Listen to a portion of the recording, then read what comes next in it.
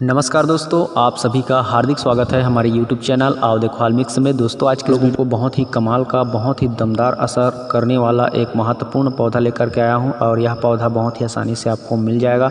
आपके घर के आसपास ही कहीं ढूंढने पर मिल जाएगा। बरसात के मौसम या आसानी से उग जाता है।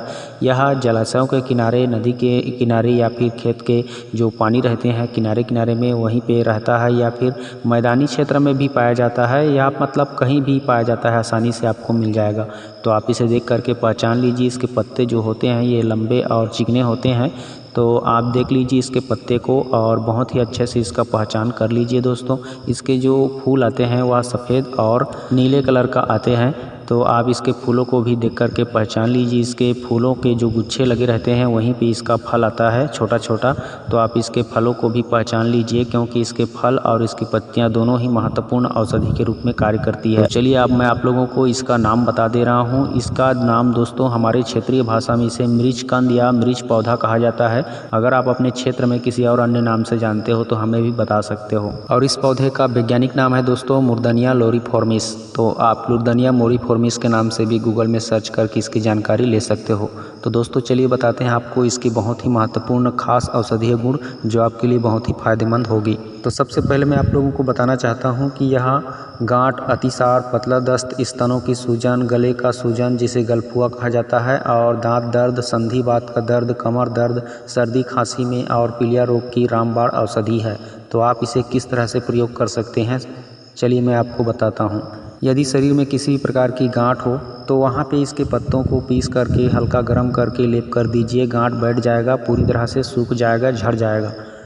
अतिसार, पतला दस्त में इसके पत्तों का रस पिया जाता है। इसके पत्तों का रस पीने से अतिसार और पतला दस्त की समस्या खत्म हो जाती है तुरंत। स्तनों की सूजन हो जाने पर इसके पत्तों को पीस करके गर्म करके स्तनों पर लेप करने से सूजन भी बैठ जाता है। अगर उसमें अच्छी रिजल्ट देखना चाहते हैं तो उसमें हल्का हल्दी मिला करके लेप कर दीजिए। हल्दी मिला हुआ गर्म करके यदि लेप करोगे तो बहुत ही जल्द राहत मिलेगा।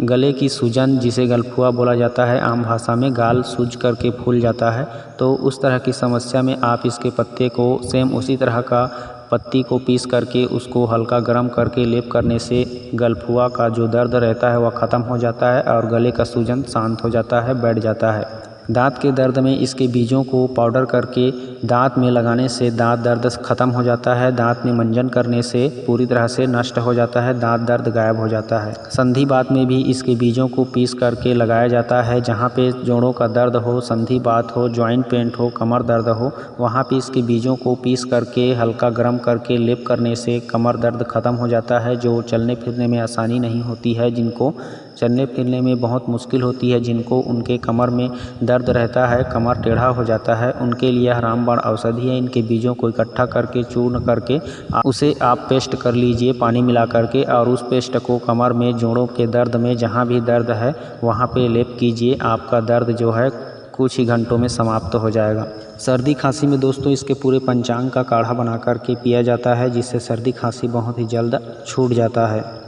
पीलिया के रोगी को इसके रस पिलाया जाता है और इसका काढ़ा पिलाया जाता है। दोनों ही तरह से इसका प्रयोग किया जाता है। पीलिया के रोगियों के लिए यह भी रामबाण औषधि है। आप इसे किसी भी तरीक़ा से पीलिया के मरीज को पिला सकते हो, इसके ताज़ी पत्तियों का रस या फिर इसका काढ़ा। तो दोस्तों इस तरह से यह मिर्चकंद या मिर्च घास इतना प्रभावशाली है कि जितना मैं बताया हूँ उतने सभी रोगों को आसानी से दूर कर देता है। तो आप इसके फ़ायदे ज़रूर लीजिए। अपने घर के आसपास ही मिलने वाला बहुत ही महत्वपूर्ण पौधा है। आप इसे पहचान के रख लीजिए, कभी भी इसकी आपको ज़रूरत पड़ सकती है। तो आज के लिए बस इतना ही दोस्तों। इस वीडियो में मिलते हैं किसी और अच्छी नई औषधि वीडियो के साथ। तब तक के लिए अपना ख्याल रखिए, खुश रहिए। नमस्कार, जय हिंद, जय छत्तीसगढ़।